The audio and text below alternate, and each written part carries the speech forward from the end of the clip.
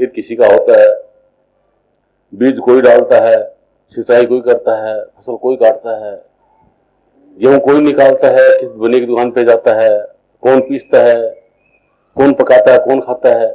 इसी पीछे पता नहीं कितने लोगों का सहयोग होता है। मैं कोई ये जुड़ जाए कि मैंने कर दिया तो उसकी मूर्खता है।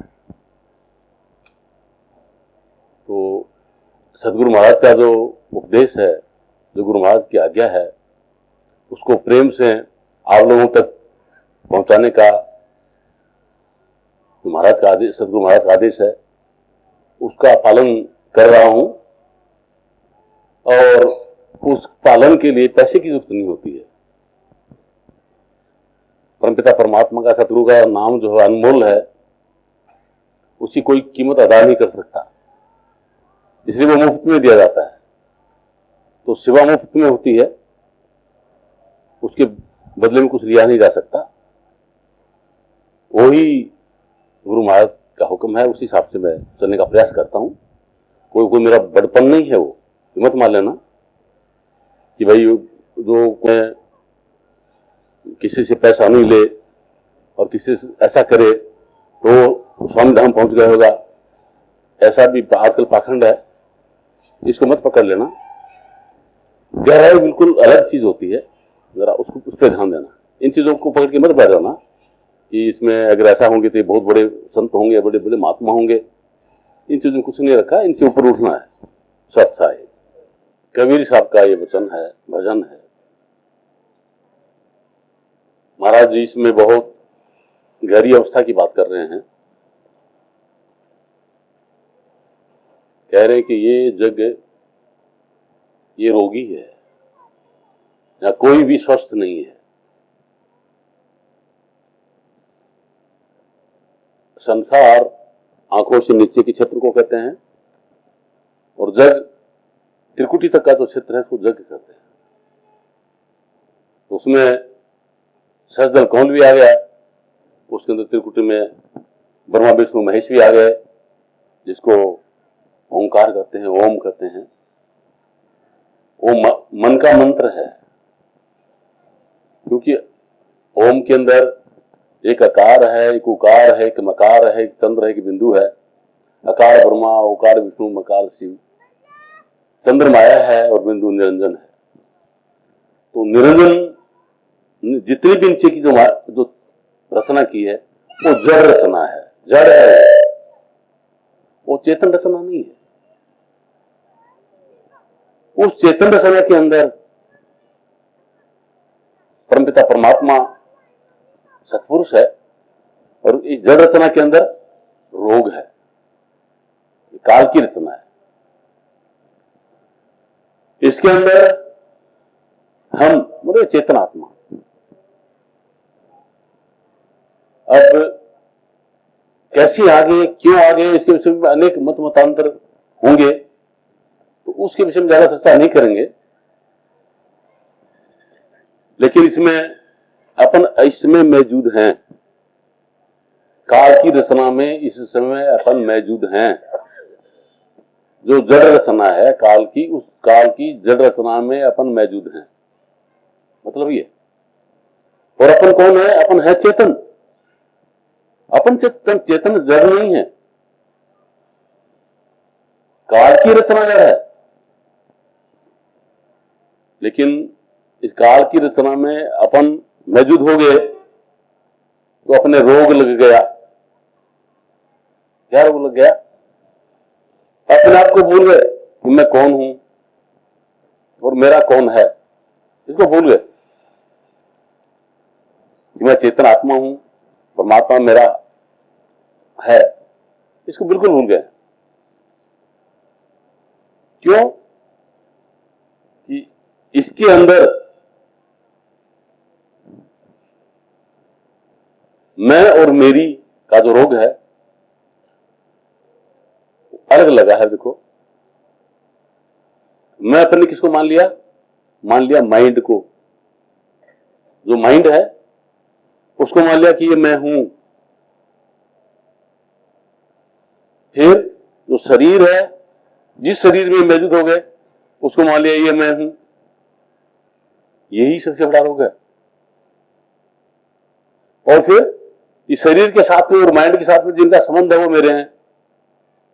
इसे काल ने ये फांसी लगा रखी है, ये जाल बिछा रखा है। इस तरीके से काल की फांस में है। सतगुरु महाराज यही शब्द के अंदर बता रहे हैं कि भाई ये जबरदस्त रोग लगा है, आत्मभ्रांति समरोग नहीं, सतगुरु वैद्य सुजान, गुरु आज्ञा संपत्ति नहीं, औसत विचार ध्यान। आत्मा के अंदर जो भ्रांति पैदा हो गई कि माइंड ही मैं हूं, मेरा नहीं, ये ही मैं हूं, और ये शरीर ही मैं हूं, मेरा शरीर नहीं, ये भी मैं हूं, ये जो भ्रांति पैदा हो गई, ये जबरदस्त रोग है। भ्रांति पैदा हो गई इसको, इसी को होमे बोलते हैं।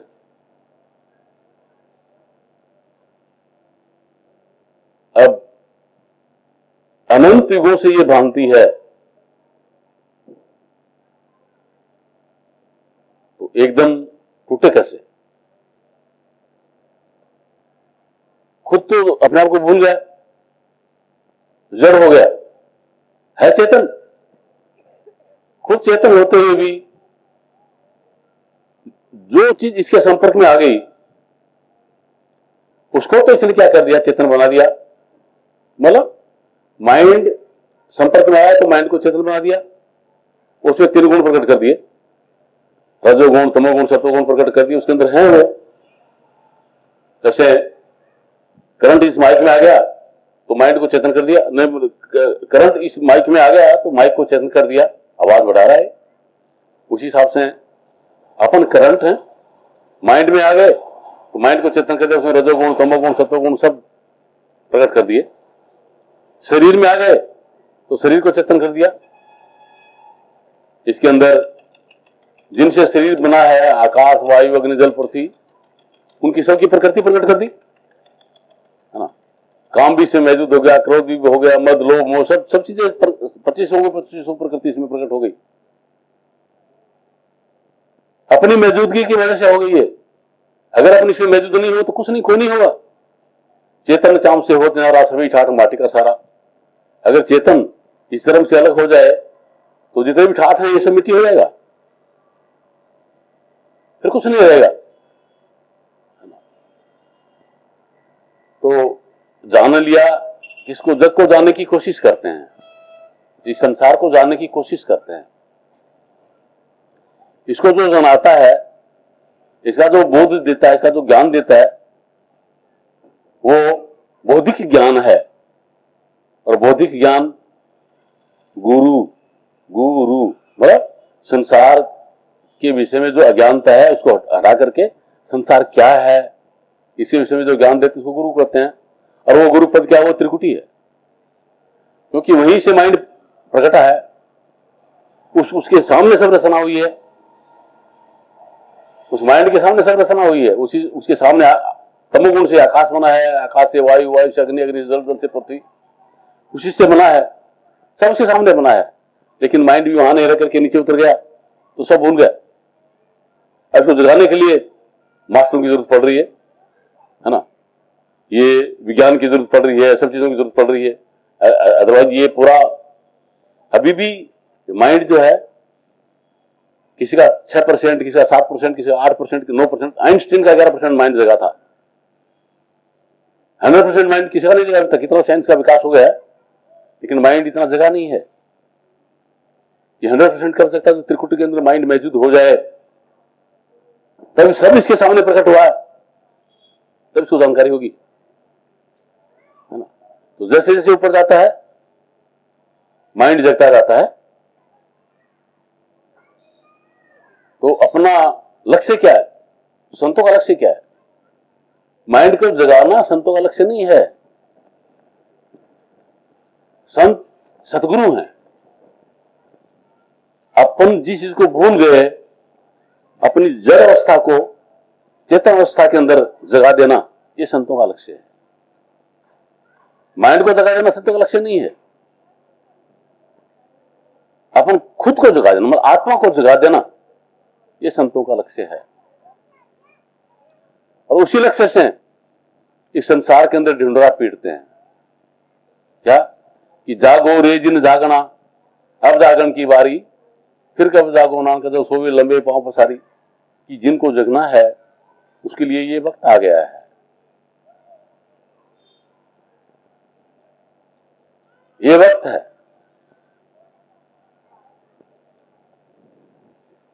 क्या जैसे बच्चों के पानी की बोतल होती है, आजकल तो मॉडर्न बोतल आ गई, पहले पानी की जो बोतल होती थी स्कूल में लेके जाते थे तो उसमें पानी भरा होता था, उसके अंदर एक पाइप लगी हुई होती थी, है ना, और पाइप से खींच करके पानी पीते थे, ऐसा होटल था। तो उस होटल में क्या है कि पानी के अंदर अगर उस पाइप की टिप, पाइप की जो आखिरी किनारा है वो पानी के अंदर है, और उस बोतल में जो पानी के ऊपर कोई कीड़ी पड़ी है, वो अगर बाहर निकलना चाहे तो निकल सकती है क्या? उस टिप के ऊपर पानी है तो कीड़ी क्या करेगी, बोतल के सरफेस को पकड़ के ढक्कन तक जा सकती है, बाहर नहीं निकल सकती बिल्कुल भी। ठीक है। और अगर पानी नीचे उतर गया, टिप से नीचे उतर गया, बहुत नीचे उतर गया, तो भी कीड़ी क्या करेगी, पानी के ऊपर चलेगी, बोतल के सरफेस को पकड़ के ढक्कन तक चली जाएगी, है ना, और नीचे पाइप को पकड़ के भी आ सकती है ना। कहां आए? वहां आए जहां पे उसकी नाली की टिप है, नाली का छेद है, उसमें घुसे तो बाहर निकल सकती है, आजाद हो सकती है। अगर उसमें नहीं घुसे तो कभी आजाद नहीं हो सकती। ठीक है। तो मनुष्य का जो योनि मिला है, अमल जो बारी मिली है, बारी मिली हुई है, इस समय पानी का वो लेवल है जहां टिप है, बिल्कुल वहां है। तो पानी पे पड़ी हुई चींटी इस समय अगर पानी की जो पाइप है, पाइप जो है, पाइप की बाहरी पोर्शन को पकड़ लिया तो फिर ढक्कन तक जाएगी, है ना, और अंदर घुस गई तो बाहर निकल जाएगी, अंदर घुस गई तो बाहर निकल जाएगी। तो पानी के अंदर अगर पाइप है, इसका मतलब क्या कि पानी ऊपर चढ़ा हुआ है ना, तो मतलब अगर अपनी अवस्था शेष जल कमल में है, मनुष्य से ऊपर चले गए, त्रिकोटि में चले गए, तो और ऊपर चले गए, तो कदापि नहीं निकल सकते, कोई संभावना नहीं है बाहर निकलने की। शेष जल कमल में चले गए, वहां पर अपनी मौजूदगी है, तो न तो टिप में घुस ही नहीं सकते, है ना, कि पानी है, नहीं जा सकते बिल्कुल भी, समझे, ढक्कन तक जा सकते हैं। पानी का लेवल नीचे आ गया तो भी मतलब क्या कि पाइप में एकदम नहीं घुस सकते, पहले ऊपर जाना पड़ेगा, फिर नीचे आना पड़ेगा। ठीक है। तो गुरु महाराज क्या कहते हैं, देखिए ये दृष्टांत के लिए बताया जा रहा है कि जब सदगुरु कबीर साहब सचखंड जा रहे हैं, उस पूर्ण चेतनावस्था में जग रहे हैं, तो विष्णु मतलब सत्वगुण बोलता है, विष्णु मतलब यहां पे सत्वगुण को कहा है, महाराज आप कहां जा रहे हैं, हमको भी ले चलो।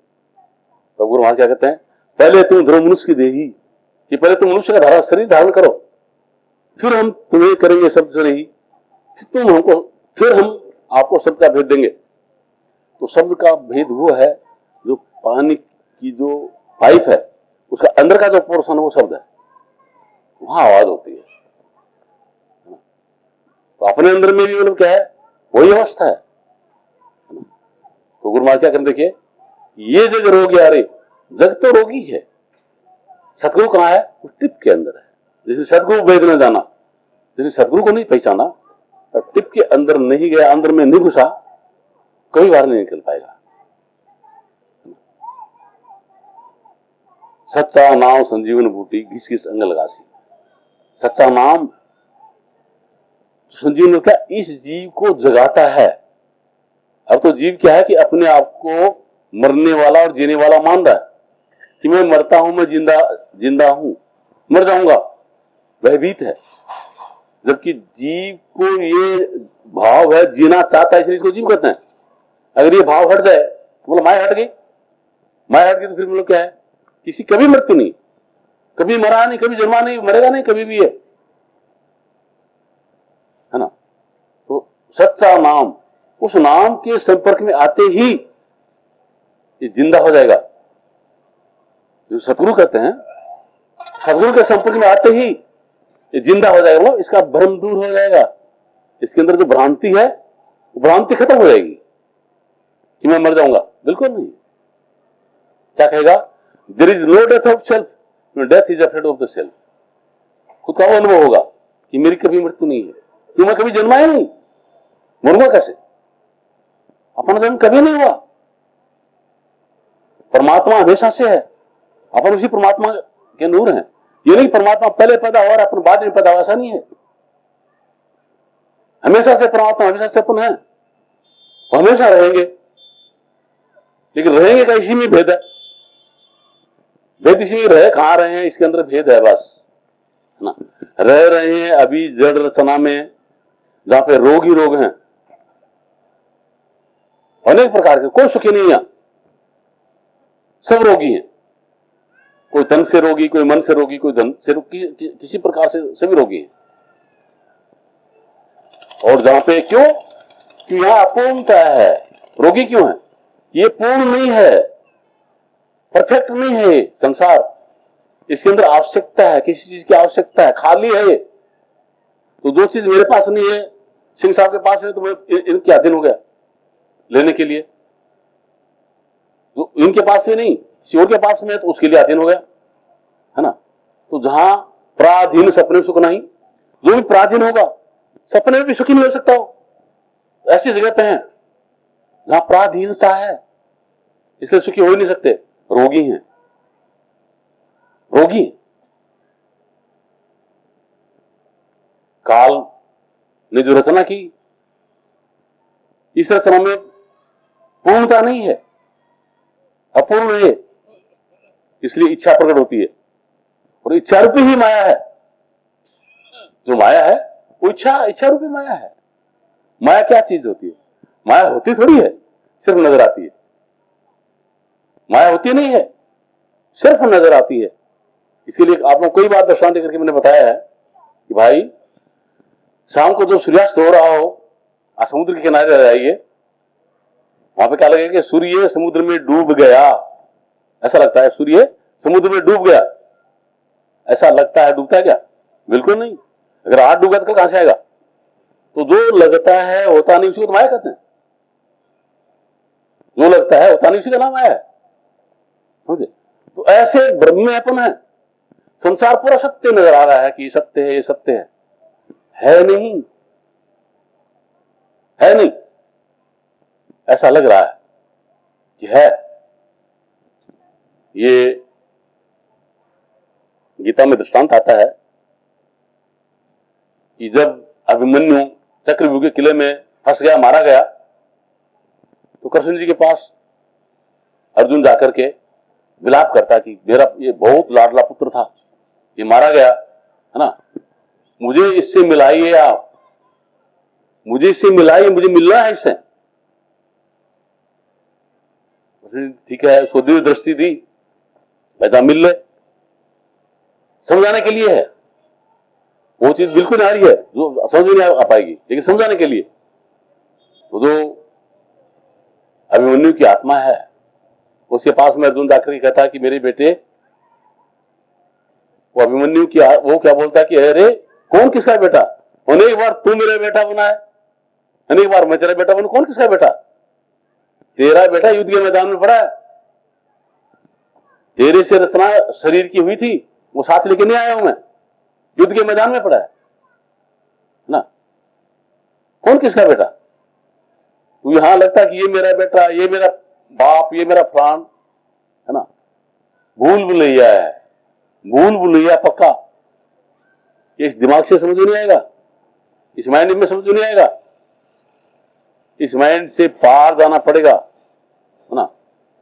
मतलब when there is no hindrance in mind, in the seized condition of mind, तब आपको अपना पता लगेगा, तब पता लगेगा कि ये चीज नहीं आ रही है, मैं नहीं आ रहा हूं, शरीर अलग है, माइंड अलग है, मैं नहीं आ रहा हूं, तब इस चीज का अनुभव होगा।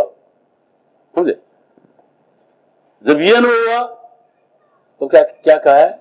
सतगुरु सच्चा नाम संजीवन बूटी जिस इस अंग लगासी, कि परम पिता परमात्मा का सच्चा नाम क्या है ना? That is also beyond mind. कोई माइंड की सीमा में नहीं है, कोई भाषा नहीं है वो, इसको बोल दें, लिख दें, पढ़ दें, कोई 5 नाम नहीं है वो।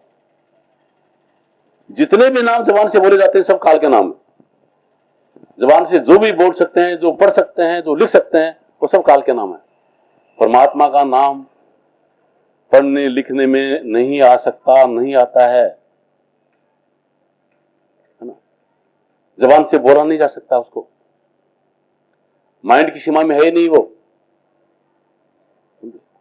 उसके लिए गुरु महाराज क्या कहते हैं, देखिए, नाम रहे चौथे पद माही, दुनिया ढूंढे त्रिलोकी माही, त्रिलोकी में बसता काल, चौथे पद में नाम दयाल। कि परमात्मा का नाम जो है त्रिलोकी में नहीं है ना? अब जिसको ओम कहते हैं वो तो माइंड का ही है, माइंड के लिए, माइंड का मंत्र है वो, त्रिकुटी में है, त्रिलोकी में है। अकार उकार मकार चंद्र ये सब उसी के अंदर है, माइंड की ही चीज है। जो सच्चा नाम है वो 5 नामों में कोई नहीं है, बिल्कुल न्यारा। अब क्या उसकी पहचान देखिए, तो मैंने यहां से बोला क्या धनपत, तो जो धनपत होगा उसके अंदर रिएक्शन होगा, बाकी किसी में रिएक्शन नहीं। जिसका नाम बोला उसके अंदर रिएक्शन होगा तुरंत। तो परमात्मा का नाम बोले फिर परमात्मा में रिएक्शन नहीं हुआ कैसे हो सकता है? परमात्मा का नाम अगर बोले और उसमें रिएक्शन नहीं हुआ कैसे हो सकता है? रोजाना कहते हैं हाय राम बचा ले, हाय कृष्ण ऐसा कर दे, हाय ये कर दे, वो कर दे, है ना? क्योंकि ये तो अपनी रचना है, अपने बना लिया। किसी को राम कह दिया, किसी को कृष्ण कह दिया, किसी को कुछ कह दिया, किसी को कुछ कह दिया, है ना? तो माइंड की रचना है या नहीं? परमात्मा का नाम रचना में नहीं है। परमात्मा का सच्चा नाम क्या? उसके लिए सतगुरु के पास पासवर्ड है। जैसे कंप्यूटर को खोलने के लिए पासवर्ड होता है, एटीएम से पैसा निकालने के लिए आपके पास पिन कोड है, वो डालेंगे तो उसका आएगा होना नहीं। उसी हिसाब से परमपिता परमात्मा का जो नाम है उसका पासवर्ड है। और वो नाम क्या है? वो परमपिता परमात्मा ने स्वयं ने सबको बताया हुआ है। सब जो जीवात्मा है इसको बताया। जैसे ये जीवात्मा काल के साथ में नीचे उतरी, काल के साथ में नीचे आई है, तो परमात्मा ने कहा भाई तुम जड़ रचना में जा रही हो, है ना? तुमको कभी भी मेरे पास आना हो, इस चेतन रचना में तुमको आना हो, तो ये नाम है, इस नाम के लिए तुम मेरे पास आ सकती हो। तो वो नाम उस सबको बताया हुआ है। लेकिन अपन अपने आप को ही भूल गए तो नाम कैसे याद रहेगा? अपन खुद को ही भूल गए हैं तो परमात्मा का नाम कैसे याद रहेगा? वो नाम भी याद नहीं। न तो अपन को अपन का पता कि मैं कौन हूं, और फिर वो परमात्मा का नाम का पता नहीं वो नाम क्या है, सब भूल गए उसको। ठीक है? तो क्या है, जब शरीर और माइंड से परे, मतलब 3 गुणों से पार, 5 तो 3 गुणों से पार,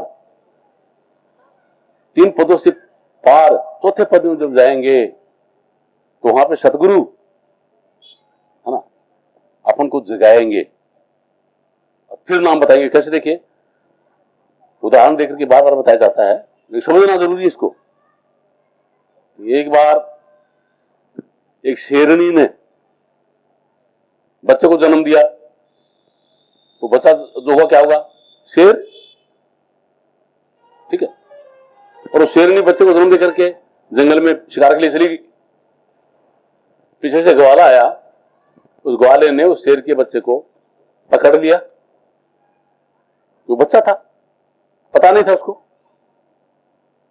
अब क्या किया, उसको भेड़ का बकरी का दूध पिला रहा है, वो भेड़ बकरी का दूध पी रहा है आराम से, और रेवड़ में आ रहा है, रेवड़ों में भेड़ बकरी के साथ में, और वो घास में भी मुंह मार रहा है।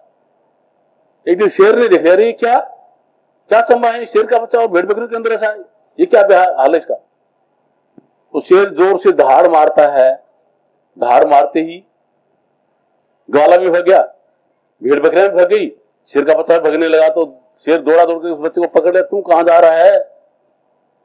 ये ग्वाले तो भगेंगे, भेड़ बकरियां भगेंगी, लेकिन तेरे को भगने की जरूरत नहीं, तू शेर है। बोलना मैं बकरा हूं। अरे बकरा नहीं, शेर है। बोलना बकरा हूं। पकड़ लिया उसको, पकड़ करके उसको मतलब क्या है कि ले गए नदी के किनारे, और नदी के किनारे ले जाकर के उसको कहते देख तू मेरा रूप देख रहा है? बोला देख रहा हूं। अब पानी में मेरी परछाई देख। देखा कैसी है? मैं हूं वैसी और कोई और जैसी है? तू वैसी है। तो तू भी देख, इस पानी में परछाई देख। देखी, बोल तेरी जो परछाई है मेरी जैसी है या बकरे जैसी? बोले है तेरी जैसी। वो तो तू बकरा कैसे हुआ? तो शेर है। तो मैं दहाड़ता हूं, तू भी दहाड़। तो शेर दहाड़ा तो वो भी दहाड़ा, तो रोंग रोंग खिल गए। शेर तो उसमें प्रकट हो गया, बोलता कि मैं बकरा कैसे हो गया था? बोले बकरा हो नहीं गया था, शेर ही था। लेकिन भेड़ बकरी के साथ में रहते रहते तने फिर अंदर ये भ्रांति पैदा हो गई थी कि तू बकरा है। उसी हिसाब से शरीर और माइंड के साथ में रहते रहते ये भ्रांति पैदा हो गई कि मैं स्त्री हूं, मैं पुरुष हूं, है ना, मैं मूर्ख हूं, मैं विद्वान हूं, मैं धनवान हूं, मैं ये हूं। समझे? उसने मेरे को ऐसा कह दिया, उसने ऐसा कह दिया, मैं ऐसा कर दूं, ये कर दूं, वो कर दूं। ये इस माइंड की और शरीर की रचना है। इससे इस रोग से ऊपर उठना होगा। समझे? सदगुरु इसे पार हैं, इसे पार ले जाते हैं। कहां? पार ब्रह्म में ले जाते हैं, ब्रह्म में नहीं, पार ब्रह्म में ले जाते हैं। ब्रह्म भी आत्मा का प्रतिबिंब है। आत्मा ब्रह्म से पार, पार ब्रह्म में है। वहां अपनी मौजूदगी होगी, तब सदगुरु उसको नाम बताते हैं। तब सदगुरु उसको नाम बताते हैं कि परमात्मा का नाम क्या है। समझे? वो स्पिरिचुअल नाम है, जबान से नहीं बताया जा सकता। हो स्पिरिचुअल है, मेटीरियल नहीं है। वो चेतन नाम है ना। तो कहा कि जिसने देखा उस घर को, दृष्टा के पास जबान नहीं, जो रचना कथना करते उसको उस घर का ज्ञान नहीं। तो इसको ज्ञान नहीं है, बोला नहीं जा सकता, लिखा नहीं जा सकता, पढ़ा नहीं जा सकता। जैसे ही वो नाम आत्मा को सतगुरु याद दिलाते हैं तो क्या कौन याद आएगा? जिसने वो नाम बताया। किसने बताया नाम? वो परमपिता परमात्मा ने बताया था। कौन याद आएगा? परमपिता परमात्मा, है ना। जैसे मतलब क्या कि आपको किसी ने कोई गाली दी, किसी आदमी ने गाली दी, और वो गाली कोई बच्चा यहां दे रहा है, तो आपको कौन याद आएगा? बच्चा याद आएगा कि जिसने गाली दी वो याद आएगा? वो याद आएगा ना। तो जैसे ही सदगुरु वो परमात्मा का नाम याद दिलाते हैं आपको सीधा परमात्मा से कनेक्शन हो जाएगा।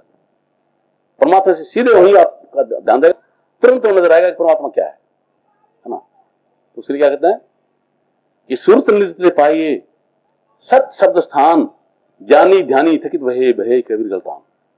कि सुरत नृत्य पाइए। सूरत उस परमपिता परमात्मा की आवाज को सुनती है, और निरत उस परमपिता परमात्मा को देखती है। समझे? ये जो अपने पास में होंगी, अभी किसके पास में हो? माइंड के पास में है, अपने से हट गई, अपनी आंख और कान दोनों निकल गए, अभी माइंड के पास में हो, तो वो बाहर भटकती रहती हैं। सब दिन सुरती आंधरी, ना जाने के जाए, द्वार न पावे शब्द का, तो फिर भटका खाए, बाहर भटक रही है। लेकिन जैसे ही सब लोग वहां ले जाएंगे और आपके साथ में सुरत नृत्य को जोड़ेंगे, वो नाम आपके अंदर सबको जागृत करेंगे, तो परमपिता परमात्मा नजर आएगा। वो आवाज सुनते ही परमात्मा नजर आएगा, दिखाई देगा। समझे? ये अपने अंदर है। उसके लिए न कहीं मंदिर जाना, ना मस्जिद जाना, ना गिरजाघर जाना, ना गुरुद्वारे जाना, ना तीर्थ में जाना, ना और कुछ करना, ना व्रत करना, ना और कुछ नहीं, कोई झंझट नहीं, एक पैसा उसके लिए खर्च नहीं करना, है ना। कहां जाना है? अपने अंदर प्रवेश करना है, अपने अंदर, शरीर के अंदर नहीं। ये मत मान लें शरीर के अंदर है, ये भी भूल है। वो अपने अंदर है। अपन कौन? चेतन आत्मा, चेतन आत्मा में मौजूद है वो। उदाहरण के लिए समझिए, देखिए जैसे नारियल है। अब नारियल में क्या है? ऊपर जटा है, लगा रहा था ना जटा, और जटा किसके ऊपर लगी हुई है? टोक्सी के ऊपर, है ना। घट कहां है? उसके अंदर और तेल किसमें है? घट में। तो नारियल के अंदर क्या है? घट है। क्या जटा में तेल है क्या? क्या टोक्सी में तेल है? नहीं। कहां है? घट में। तो परमात्मा कहां है? आत्मा में। न शरीर में है न माइंड में, समझे? शरीर वो जटा है, माइंड और टोक्सी है, और वो घट अपन है, और तेल क्या उसमें? परमात्मा। समझे? जैसे रस और गुला, रसगुल्ला मतलब रस अलग है, गुल्ला अलग है, और दोनों को मिलाकर रसगुल्ला, है ना? तो अपन उसमें अपने अंदर वो परमात्मा है, अपन परमात्मा में है, समझे? लेकिन अपने आप को भूल गए तो परमात्मा को भूल गए, अपने आप को जान गए तो परमात्मा को जान गए। सिंपल सा खेल है, सीधा सा खेल है। इसी खेल को जनाने के लिए संत सद्गुरु क्या करते हैं, वो आप लोगों को पता नहीं है, उनको पता कि कैसे हैं, इनकी हालत क्या है, बेहोश, इनकी बेहोशी कैसे हटेगी, वो संत सद्गुरु जानते हैं उस चीज को, ठीक है? उसको हटाया जाता है। ये कैसे? देखिए, अभी जिस अवस्था में है उसमें बेहोश कैसे है, पहले इस अवस्था की बात करते हैं। देखिए कि माइंड जो है ये कोबरा है, काला सांप है। अपन सुनते संत महात्माओं का वचन है कि जहां पे धन का भंडार होता है उसके ऊपर काला सांप रहता है ना? बाहर तो हमने देखा नहीं गई, लेकिन ये है सत्य, है ना? संतों का वचन है। वो कहां है? कि अपने अंदर परम आनंद है, परम पिता परमात्मा स्वयं है, परम शांति है, समझे? लेकिन वो होते हुए भी अपन वहां नहीं होकर के जहां वो है उसके ऊपर काला सांप बैठा हुआ है, माइंड बैठा हुआ है, माइंड रूपी काला सांप बैठा हुआ है। और इसका कनेक्शन किससे है? माइंड का कनेक्शन क्या है? 10 इंद्रियों से है। नीचे जो इंद्रियां हैं इनसे कनेक्शन है इसका। तो आंख अच्छा देखना चाहती है, माइंड को सूचना देती है, माइंड को डिस्टर्ब करती है। कान बढ़िया सुनना चाहता है, माइंड को डिस्टर्ब करता है। जबान, जीभ जो है अच्छा टेस्ट आती है, माइंड को डिस्टर्ब करती है। जितनी इंद्रियां ये मतलब माइंड को इस तरीके से छेड़ती रहती है, डिस्टर्ब करती रहती है। और ये काला सांप जिसको छेड़ा क्या करेगा? फण मारेगा। कौन किस पे मारेगा? इसके बगल में तो जीव है ना? इसके बगल में ही जीव है, जीव पे फण मारता है तो जीव पे जहर चढ़ गया। जहर चढ़ गया, किसका जहर है? तो माइंड का, है ना? सांप का जहर जैसे चढ़ जाता है उस तरीके से जीव के ऊपर जहर चढ़ गया तो जीव क्या कहता है? मैं कामी हूं, मैं क्रोधी हूं, मैं मोही हूं, मैं लोभी हूं, मैं ये हूं। जबकि ये नहीं है। ऐसा जीव जहर चढ़ गया, बेहोश हो गया जहर चढ़ने से, तो जीव क्या बेहोश? ये ऐसा सतगुरु जानते हैं। वो क्या करते हैं?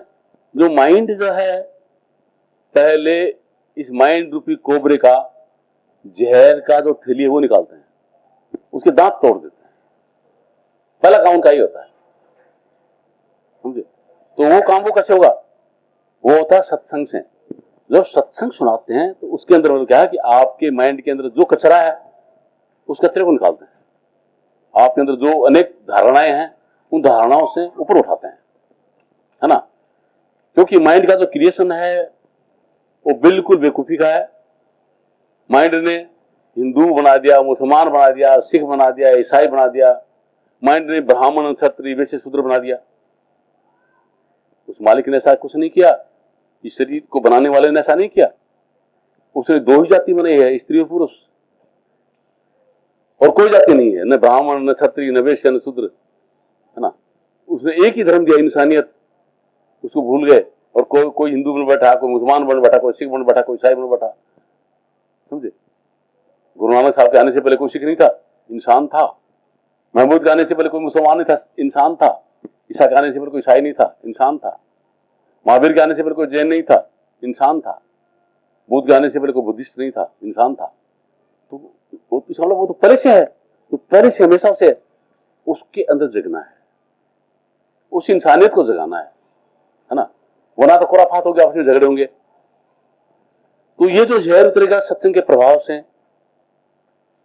तो फिर सतगुरु जो नाम देते हैं, सतगुरु जो आंतरिक अभ्यास देते हैं, चेतना को ऊपर उठाने की जो कला देते हैं, उससे क्या होगा कि जीव के ऊपर जो जहर चढ़ा हुआ है ना, वो धीरे धीरे धीरे उतर जाएगा और ये होश में आ जाएगा। उसको बोलते हैं अवेकंड सोल, जगी हुई आत्मा। जब आत्मा जग जाएगी तो उसी को तनाव सुनाएंगे तो सोए कैसे कैसे क्या पता लगेगा? जगने में पता लगता है। जब ये जग जाएगा तो उसको वो परमपिता परमात्मा का नाम बताया जाता है ना, और वो नाम जैसे बताया तो अपनी मौजूदगी परमपिता परमात्मा के पास में हो जाती है और जीवन सफल हो जाता है। बस आज इतना ही, आगे फिर आएंगे तो फिर सत्संग सुनाएंगे। सत साहिब।